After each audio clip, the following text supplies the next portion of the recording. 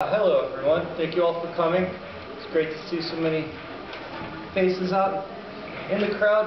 I would like to take a second to talk about Providence Public Libraries and the pattern of benign neglect on several of its branch libraries over the past decade. I believe was a clear indication of its long-term plan to consolidate the library system into a central library with 2 or 3 main branches. And many consider this a sound financial strategy. However, members of the community, identified by such historic neighborhoods as Smith Hill, Mount Pleasant, Washington Park, have always understood what the PPL has missed. We have always understood the libraries are integral to our city's neighborhoods. Libraries are more than just books and services. Libraries are shared spaces for learning, discovering, and the exchange of information and ideas that are something central to our democracy.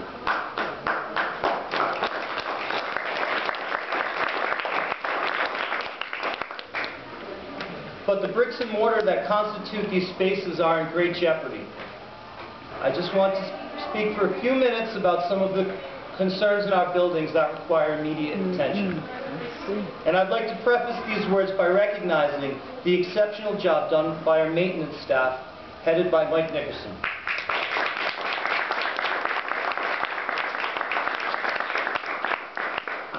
Along with our exceptional administrative staff and our business director, Sue Gibbs, Mike and his staff have fixed, repaired, salvaged, restored, patched, and adjusted just about everything they could have in order to squeeze more time and life out of these buildings and their mechanicals, whether it be old boilers, damaged roofs, or water-damaged plaster. Our concerns here are not an indictment on short-term solutions or our managerial staff. We recognize that without their unwavering long hours and dedicated commitment, a couple of these buildings would not even be open right now. Right now, the building in which we stand and are seated, there are issues with a severely damaged roof, which threatens our books and the safety of our patrons. Smith and Knight Memorial were both closed over 30 days this summer due to extreme heat and the lack of air conditioning. And that's simply not acceptable to our children in the summertime who need the libraries the most. We are also required by code to install a hardwired fire alarm system. We've had several studies and received at least 3 different estimates in the basic and most necessary work here at Smith Hill, and the repairs will cost upwards of $300,000, and this is only one building. And besides the major repairs that are required, there is much other general work that needs to be done to ensure the safety of our patrons and maximize the building's usage. We have an extensive basement downstairs that is used now, but certainly with a little bit of care and fixing the major things like the leaking roof and the leaking walls long term could be fixed and used to a greater extent. We're not asking for money. We have grantors lined up to help cover these costs. People have said, well, why don't you pull up your bootstraps and get money? Well, we've done that. The issue is not money. The issue is ownership of these buildings. Okay? We lack site control. So grantors will not fund capital improvements to these buildings without a guarantee that they're going to remain our buildings. And right now, absent a long-term lease, absent site control, the money is tantalizingly close, but we can't get it. We are not seeking money from the PPL. We are simply asking them to make good on their commitment to convey these buildings to the city. I ask, what good are these buildings doing them and their organization now?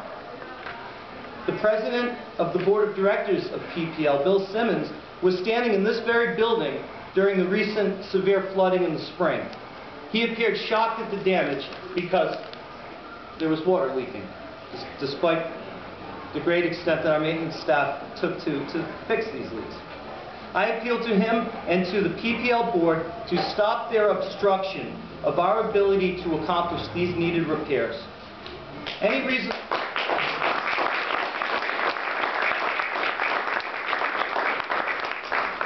I maintain that any reasonable person can see through the PPL strategy. Right now they are using their buildings as leverage and they're continuing negotiations with the city. This is directly hurting library patrons, our community members who use these buildings every day, and our neighborhood children who come to the library to get off the streets, do their homework, and to better themselves. The PPL claims that they are a struggling nonprofit trying to make ends meet. But then why wouldn't they happily give up these old buildings and the liability that comes along with owning them?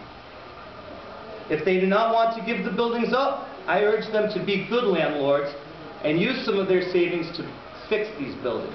I issue that challenge right now.